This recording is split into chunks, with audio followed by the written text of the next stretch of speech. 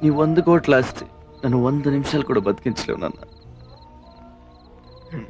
నాన్న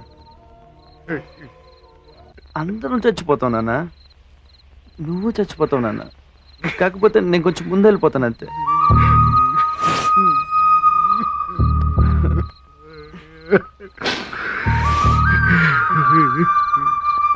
ఇక్కడ అందరూ మంచోళ్ళు నాన్న. చిన్న చిన్న ప్రాబ్లమ్స్ లైఫ్ ని నరకం చేసుకుంటున్నారు. ప్రపంచంలో అన్నిటికంటే పెద్ద ప్రాబ్లం చావు నాన్న. దీంతో పోల్చుకుంటే ఈ ప్రాబ్లమ్స్ ఏ పాటివి? నవ్వు వచ్చిందన్న. సూపర్ స్పెషాలిటీ హాస్పిటల్ కట్టి అందరినీ ట్రీట్ చేద్దాం అనుకున్నానా, నా దగ్గర అంత టైం లేదు కదా. వీళ్ళది ఒక రోగమేనా, సైకలాజికల్. అందుకే ట్రీట్మెంట్ మొదలెట్టాను. నేను చచ్చిపోయే లోపల ప్రపంచంలో కొంతమంది నన్ను నవ్విస్తానన్న. ఈ నవ్వు నువ్వు ఇచ్చిందే నాన్న, నీదే. నువ్వే అడ్డు నాన్న.